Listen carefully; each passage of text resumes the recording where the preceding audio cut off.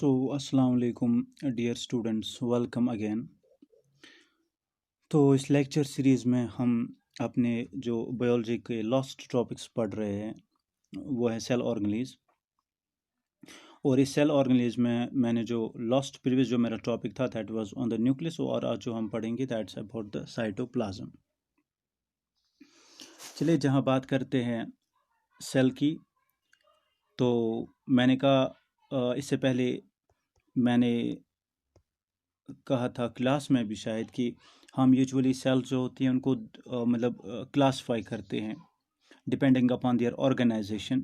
तो ऑर्गेनाइजेशन के बेसिस पे हम सेल्स को क्लासिफाई करते हैं दो हिस्सों में। एक सेल को हम बोलते हैं प्रोकैरियोटिक, उसे हम बोलते हैं प्रोकैरियोटिक सेल, और दूसरी सेल जो हम बोलते हैं उससे कहते हैं हम eukaryotic cell.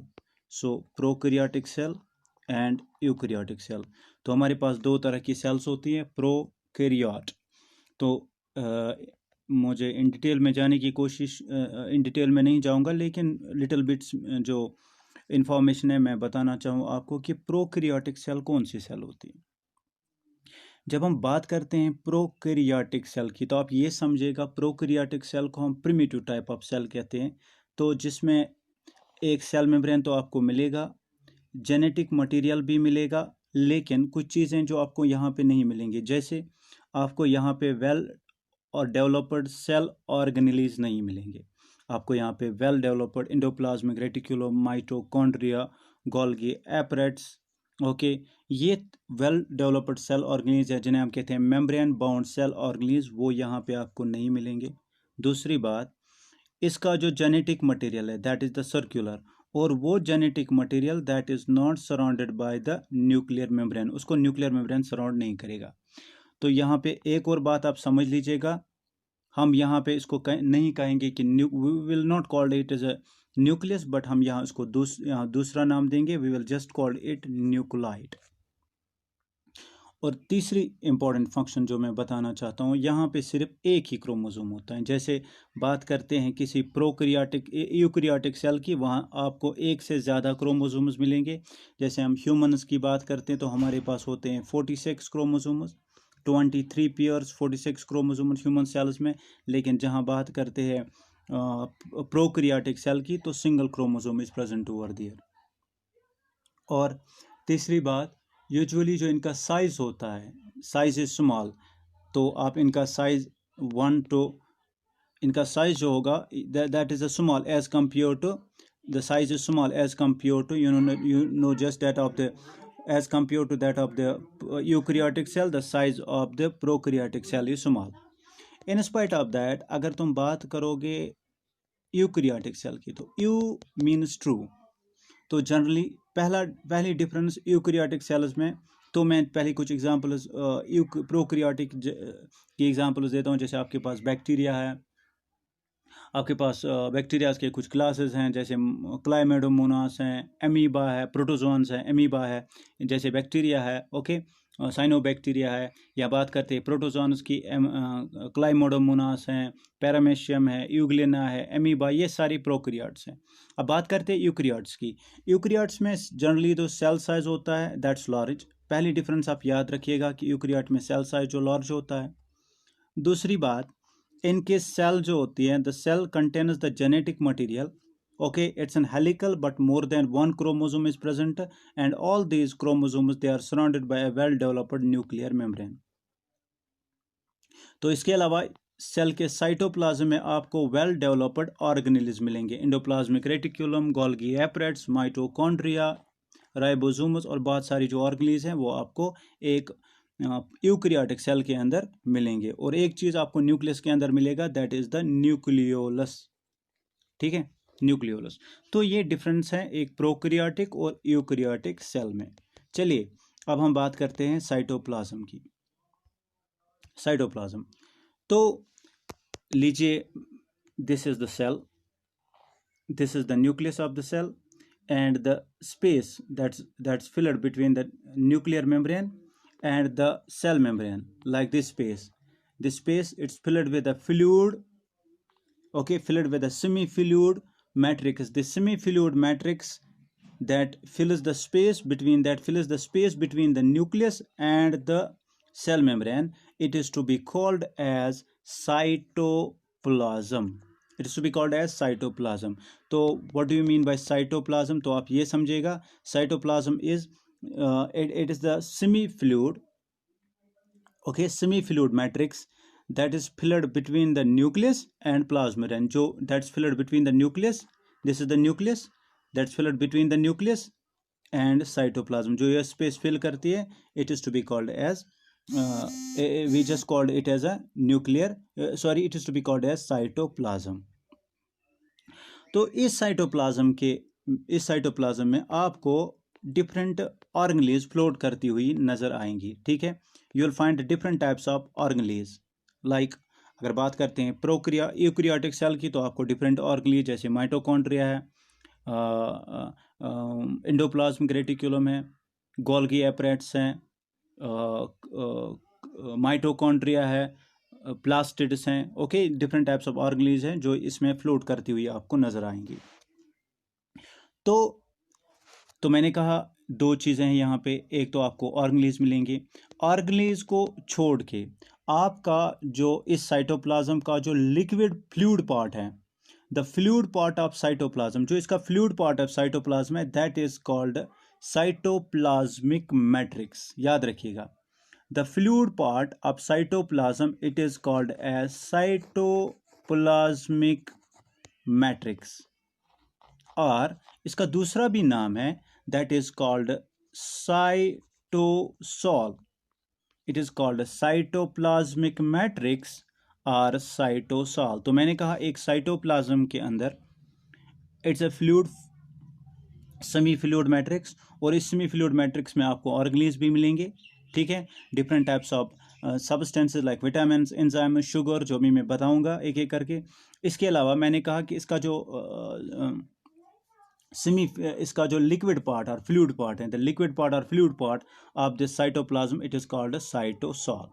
It's called cytosol, ठीक है. तो अब बात करते हैं, मैं अभी कह रहा था the fluid part of cytoplasm is to be called as cytosol, ठीक है. It's to be called as cytosol. चलिए now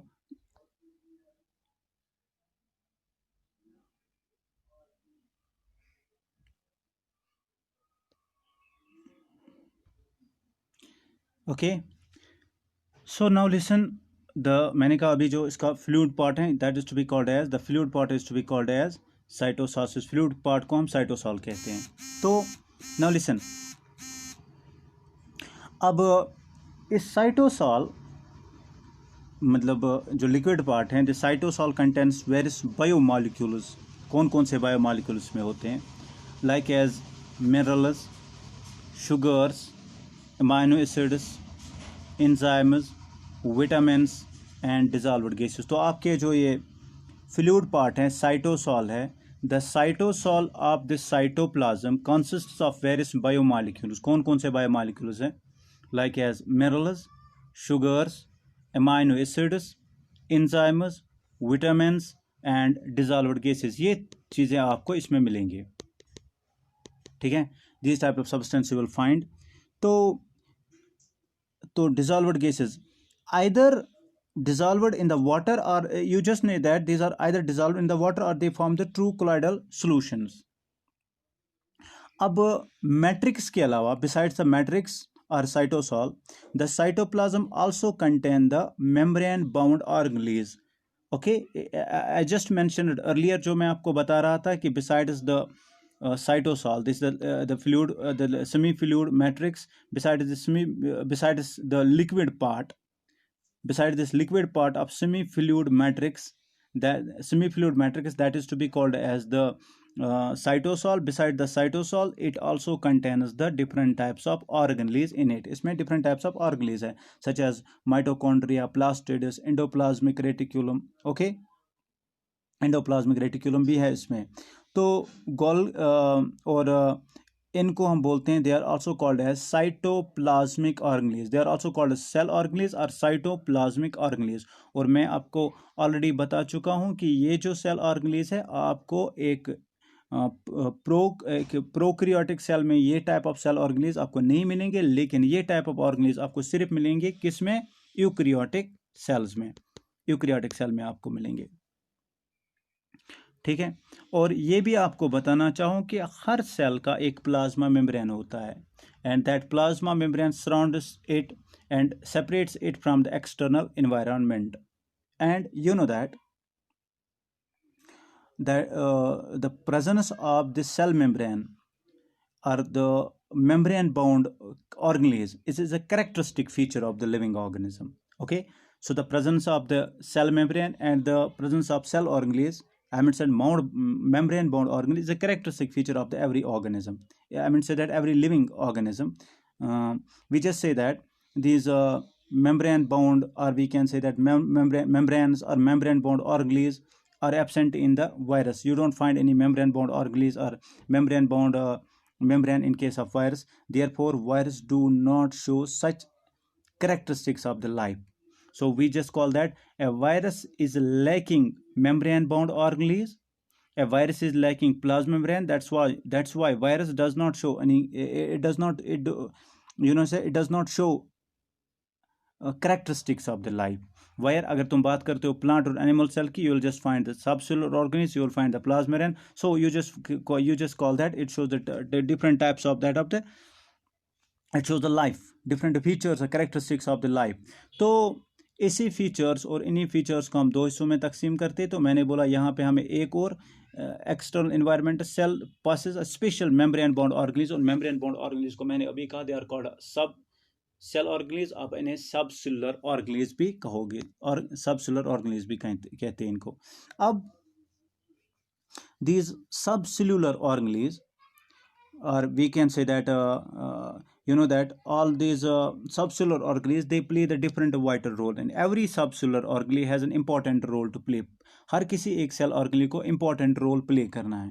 Like we just find that all the cellular activities that occur inside the cell involving a number of biochemical reactions, that's interaction, exchange of material, जो भी होता है वो cell के अंदर ही होता है, या cellular activity जो होती हैं सेल के अंदर, या आप ये कह सकते हैं कि ये जो मेम्ब्रेन बाउंड ऑर्गेनेल्स हैं हमारी सेल के अंदर, ये membrane bound organelles they carry the different metabolic activities within the cell. जैसे मैं कुछ ऑर्गेनेल्स का इंपॉर्टेंट फंक्शन एक एक करके डिटेल में पढ़ेंगे, मैं कुछ ऑर्गेनेल्स का इंपॉर्टेंट फंक्शन आपको बताऊं कि different types of organelles, like as I will just give the examples of different types of organelles. If you know the organelles ribosomes, what is the function they are the organelles, दोनों में पाए जाते हैं, prokaryotic cell में, eukaryotic cell में। What's the function of ribosomes?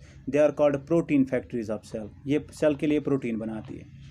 चलिए बात करोगे इंपॉर्टेंट ऑर्गेनेल की, that's called mitochondria. What's the function of mitochondria? It's called power house of cell, it synthesize adenosine triphosphate ATP and generates ATP, energy currency of cell, to carry out the different metabolic activities. So this ATP, adenosine triphosphate, is used to carry the different metabolic activities of the cell. ये है mitochondria की function. अब बात करते हैं और एक organelle की, that is called we just called as the plastids. ठीक है, डिफरेंट टाइप्स ऑफ प्लास्टिड्स होते हैं, क्रोमोप्लास्ट होते हैं, क्लोरोप्लास्ट होते हैं, लिकोप्लास्ट होते हैं, इनका अलग काम है। जहाँ पे बात करते हैं क्लोरोप्लास्ट्स की, तो याद होगा आपने 7 से 6 से पढ़ा होगा, what's the function of chloroplast? They are subcellular organelles that are present in the plant cell and that help in the synthesis of the help in to convert the light energy of sun into chemical energy, and they prepare starch for the plant. ये plant के लिए starch prepare करते हैं। ठीक है, बात करते हैं किसी इसी तरह अगर बात करोगे न्यूक्लियस की, तो न्यूक्लियस भी एक इम्पॉर्टेंट ऑर्गेनेल है जो सेल के लिए एक दैट एक ब्रेन का काम करती है। डिफरेंट जो जितनी भी फंक्शंस होनी है सेल के अंदर, वो सारी फंक्शंस उनको कोड करता है DNA, and that DNA is present inside the you know that DNA is present inside the nucleus of a cell. इसी तरह आपके हमारे पास गोल्गी एपरेट जो है, वेसिकल जो है, रफ एंडोप्लाज्मिक रेटिकुलम है, स्मूथ एंडोप्लाज्मिक रेटिकुलम्स हैं, डिफरेंट टाइप्स ऑफ और ऑर्गेनीज हैं जो डिफरेंट फंक्शंस करती है एक सेल के अंदर। इन डिटेल पढ़ेंगे एक एक करके ऑर्गेनीज को।